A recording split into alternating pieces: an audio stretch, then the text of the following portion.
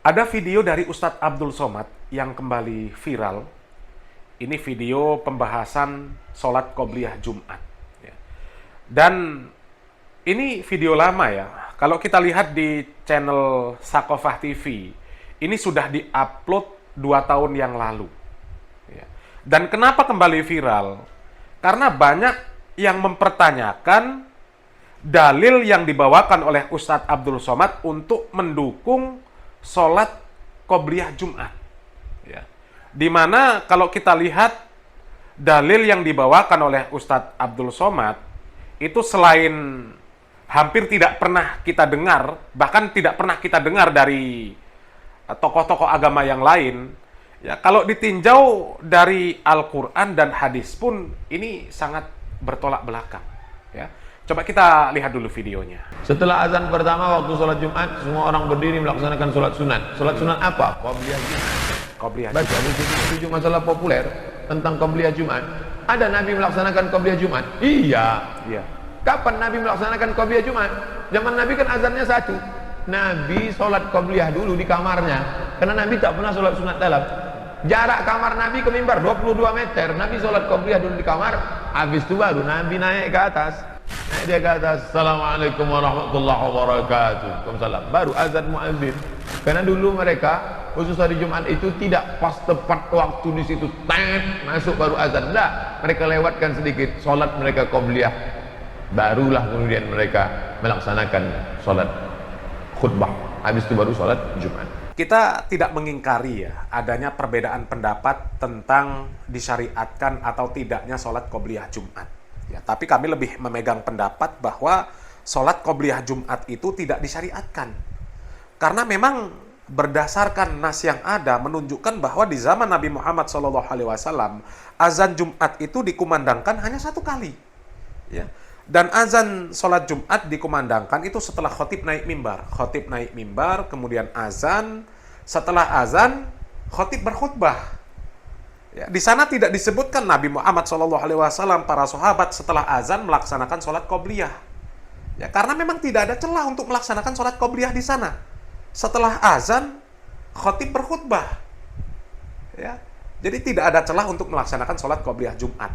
Oleh karenanya kami lebih memegang pendapat yang mengatakan tidak disyariatkan sholat qobliyah Jumat. Ya. Adapun mereka yang berdalil memperbolehkan sholat qobliyah Jumat, itu menyatakan bahwa ada azan 2 kali. Ya. Sementara azan 2 kali, ya, yang kami pahami, yang kami dapatkan ilmunya dari guru-guru kami, ya disebutkan bahwa azan 2 kali itu dikerjakan di zaman Khalifah Utsman bin Affan. Karena perkembangan kaum muslimin pada saat itu semakin bagus. Jumlah kaum muslimin semakin banyak. Ya. Sehingga ada inisiatif untuk melaksanakan azan 2 kali ketika hari Jumat. Ya. Dan azan yang pertama itu dikumandangkan di luar masjid. Dan sifatnya itu mengingatkan kaum muslimin bahwa hari itu hari Jumat supaya mereka bersiap-siap untuk melaksanakan sholat Jumat. Azan yang pertama bukan menunjukkan bahwa waktu sholat sudah masuk, tapi sifatnya mengingatkan. Ya. Barulah azan yang kedua di dalam masjid sama persis dengan di zaman Nabi Muhammad SAW. Khotib naik mimbar, azan, ya setelah azan khotib berkhutbah, maka nggak ada celah untuk melaksanakan sholat qobliyah Jumat, nggak ada. Ya. Dan azan yang pertama dikumandangkan sebagai pengingat ini sudah ada di zaman Nabi Muhammad SAW, meskipun bukan di sholat Jumat, ya, tapi di sholat subuh. Ya. Nabi Muhammad SAW pernah pernah mengatakan kepada sahabat bahwa jangan berhenti sahur sebelum mendengarkan azan Abdullah ibn Umi Maktum. Ya. Karena azan yang pertama sebelum masuk waktu subuh, sebelum azan Abdullah ibn Umi Maktum, itu bukan azan yang menunjukkan sudah masuk fajar shodiq. Bukan azan yang menunjukkan sudah masuk waktu subuh. Tapi azan yang sifatnya mengingatkan kaum muslimin untuk bangun, untuk mengerjakan sholat malam. Ya. Dan mungkin kalau di bulan Ramadan atau mungkin di hari-hari yang lain yang mau sahur, ya, azan yang pertama itu sebelum azan Abdullah ibn Umi Maktum, mereka masih diperbolehkan untuk makan sahur. Ya, jadi sudah ada contoh dari Nabi Muhammad SAW. Ya, sudah ada contoh sejak zaman Nabi Muhammad SAW masih hidup. Ya, jadi sholat qobliyah Jumat, ya, kalau memang ada, harusnya dikerjakan setelah azan, tanda masuk waktu sholat. Ya. Kalau azan yang pertama di zaman Khalifah Utsman bin Affan bukan untuk menunjukkan bahwa waktu sholat sudah masuk, sehingga tidak bisa sholat qobliyah Jumat sebelum waktu sholat Jumat masuk. Ya. Kemudian ada lagi yang membela sholat qobliyah yang berdalil dengan kisah Sulaik Al-Ghatafani, ya, untuk membenarkan praktek sholat qobliyah Jumat. Ya. Ada seorang sahabat yang bernama Sulaik Al-Ghatafani yang datang ketika sholat Jumat tapi terlambat. Ya, dia datang masuk masjid ketika Nabi Muhammad SAW sedang berkhutbah. Maka Nabi Muhammad SAW menegur Sulaik yang duduk. Ya, datang masuk masjid kemudian duduk sementara Nabi Muhammad SAW sedang berkhutbah. Maka Nabi Muhammad SAW menyuruh Sulaik tadi untuk berdiri dan mengerjakan sholat 2 rakaat. Tapi itu pun bukan sholat qobliyah Jumat. Bukan sholat qobliyah Jumat. Ada hadis tersendiri, ya, di mana Nabi Muhammad SAW mengatakan apabila, ya, salah seorang di antara kalian masuk ke dalam masjid, ya, fala yajlis hatta yusolli rakaatain, ya, maka janganlah kalian duduk sampai mengerjakan sholat 2 rakaat. Ini muttafaqun alaih. Ya. Jadi itu yang dikerjakan oleh Sulaik Al-Ghatafani itu adalah sholat tahiyatul masjid, ya, bukan sholat qobliyah Jumat. Bukan sholat qobliyah Jumat, ya. Dan kemudian terkait dengan yang disampaikan oleh Ustadz Abdul Somad, dalil yang dibawakan oleh Ustadz Abdul Somad menyebutkan bahwa Nabi Muhammad SAW pada saat itu, ya, sholat qobliyah Jumat di rumah, ya, di kamarnya yang jaraknya 20 meter dengan masjid, itu kami belum pernah mendengarkan ada riwayat yang seperti itu. Ya. Itu kan pasti ada riwayatnya kalau memang seperti itu. Yang melihat Nabi Muhammad SAW sholat qobliyah Jumat itu siapa? Ya. Apakah itu ada sahabat yang melihat? Apakah ada riwayat dari istri beliau Aisyah radhiyallahu taala anha? Ya. Maka harus ada riwayat. Kalau memang Nabi Muhammad SAW mengerjakan sholat qobliyah Jumat di rumah, harus ada yang melihat, harus ada riwayatnya. Ya. Lebih-lebih Ustadz Abdul Somad mengatakan bahwa pada zaman Nabi Muhammad SAW, ya, waktu masuk sholat Jumat itu antara masuk waktu dengan azannya diundur. Ya, ini bertentangan dengan hadis, bertentangan dengan Al-Quran, mengundur waktu sholat. Ya, mengundur waktu sholat. Ya. Dan kalau memang seperti itu, ya, tentu ada riwayat para sahabat mengerjakan sholat qobliyah Jumat di masjid sambil menunggu Nabi Muhammad SAW sholat di rumah beliau. Artinya mereka sama-sama mengerjakan, hanya saja bedanya Nabi Muhammad SAW sholat di rumah, para sahabat sholat di masjid. Ya. Atau kemungkinan yang kedua, ya, antara Nabi Muhammad SAW dan para sahabat sama-sama mengerjakan sholat qobliyah di rumah. Ini pun bertentangan dengan nas Al-Quran, bertentangan dengan hadis. Ya. Di dalam Al-Quran, ya, Allah Subhanahu Wa Taala sudah jelas mengatakan di dalam surat Al-Jumu'ah, yang insya Allah ayat ini sudah di luar kepala lah, ya. Sudah di luar kepala. Ya.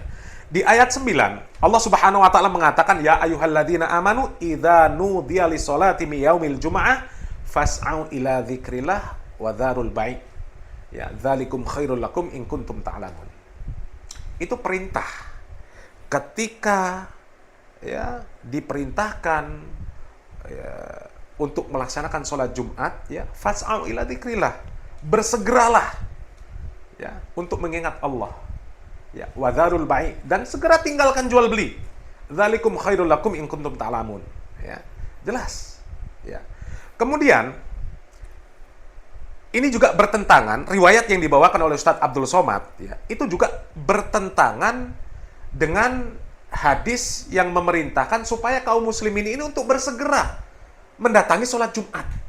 Ya, kami punya satu sumber yang ini untuk membantah apa yang disampaikan oleh Ustaz Abdul Somad. Ya, ini kami ambil dari halaman NU Online. Ya, tentang masalah sholat Jumat, ya, dan diperintahkan supaya kaum muslimin ini untuk bersegera mendatangi masjid untuk sholat Jumat. Ya, untuk bersegera. Ya, ini dari NU Online. Di antara adab menunaikan sholat Jumat adalah berangkat ke masjid lebih awal. Ya, lebih awal. Dan ini juga diamalkan oleh Nabi Muhammad SAW. Ya. Keutamaan bagi yang melakukannya itu besar sekali, sebagaimana yang disampaikan Rasulullah SAW. Ya, antara lain yang diungkapkan dalam hadis ini. Ya. Man roha ilal jumu'ati fis sa'atil ula faka'annama qarraba badnatan. Ya. Siapa saja yang berangkat sholat Jumat pada jam pertama seakan-akan berkurban dengan seekor unta. Ya. Kemudian siapa saja yang berangkat pada jam yang kedua seakan-akan berkurban dengan seekor sapi. Ya, kemudian siapa saja yang berangkat pada jam yang ketiga, ya, seakan-akan berkurban dengan kambing yang bertanduk. Ya. Siapa saja yang berangkat pada jam yang keempat seakan-akan menghadiahkan seekor ayam jantan. Ya. Kemudian siapa saja yang berangkat pada jam kelima maka seakan-akan menghadiahkan sebutir telur. Ya. Setelah imam keluar maka catatan amal sudah ditutup. Ya. Jadi kalau imam ya sudah menuju mimbar, ya, karena pada saat itu ya yang namanya imam ya sekaligus khotib. Ya. Tapi kalau sudah imam, ya, imamnya sudah keluar, maka catatan amal sudah ditutup. Ya. Kolam pencatat sudah diangkat. Dan para malaikat berkumpul di mimbar untuk mendengarkan zikir. Siapa saja yang datang setelah itu, maka ia datang hanya untuk memenuhi hak sholat dan tidak mendapatkan keutamaan apa-apa. Hadis riwayat Bukhari dan Muslim. Jadi kalau disebutkan oleh Ustadz Abdul Somad, ya, waktu sholat pada saat itu diundur, ya, azannya diundur, Nabi Muhammad SAW datang belakangan, sholat qobliyah di rumah dulu, ini bertentangan dengan hadis, bertentangan dengan Al-Quran. Ya. Dan kalau memang ada riwayat yang seperti itu, ya, sebatas pengetahuan kami ini, ya, kami belum pernah mendengar atau menemukan riwayat yang seperti itu, bahwa Nabi Muhammad SAW ketika hari Jumat, ya, tidak berangkat untuk melaksanakan sholat Jumat kecuali beliau sholat qobliyah Jumat dulu di rumah dan waktu azan diundur. Kami belum pernah mendengarkan riwayat yang seperti itu. Belum pernah ada kami mendengar orang yang meriwayatkan kecuali hanya Ustadz Abdul Somad. Ya, itu keterbatasan ilmu kami mungkin. Ya, jadi kalau ada yang memiliki nasnya, ya, riwayatnya yang menyebutkan bahwa memang seperti itu, ya, boleh silakan ditulis di kolom komentar, ya. Karena ini konsekuensinya berat ketika mencatut nama Nabi Muhammad SAW. Secara tidak langsung juga mencatut nama selain Nabi Muhammad SAW. Ya. Imma itu istri Nabi Muhammad SAW yang meriwayatkan, imma sahabat. Ya. Karena ada yang melihat Nabi Muhammad SAW sholat 2 rakaat, sholat qobliyah Jumat, entah 2, entah 4 rakaat di rumah beliau sebelum beliau melaksanakan sholat Jumat. Sebelum beliau keluar dari rumah untuk melaksanakan sholat Jumat. Karena Ustadz Abdul Somad bisa meriwayatkan. Paling tidak itu jelas ada riwayatnya. Siapa yang melihat? Apakah sahabat yang melihat? Apakah itu riwayat cerita dari Aisyah radhiyallahu ta'ala anha? Ya, jadi ya, kalau tidak berdusta atas nama Nabi, berdusta atas nama istri Nabi atau para sahabat. Ya, dan Nabi Muhammad SAW mengatakan, "Man kadzdzaba alayya muta'ammidan falyatabawa maq'adahu minan nar." Ya, itu jelas. Ya. Apa memang kami yang belum pernah dengar? Apa memang tokoh-tokoh agama lain menyembunyikan riwayat ini sehingga mereka tidak pernah meriwayatkan, atau Ustadz Abdul Somad yang ngarang-ngarang dalil ini? Ya, jadi seperti itu. Ya, karena bertentangan dengan nas-nas yang ada. Ya, dengan hadis bertentangan, dengan nas Al-Quran juga bertentangan. Ya. Jadi ya, kalau memang tidak ada dalilnya, ya sebut tidak ada dalilnya. Kalau memang itu dikiaskan, ya sebut saja kias. Ya, sebut saja kias. Jadi nggak perlu ngarang-ngarang dalil untuk menguatkan argumen, untuk menguatkan pendapat. Ya, kalau memang dikatakan tidak ada dalil yang sore, ya sudah sampaikan tidak ada dalil yang sore. Selesai.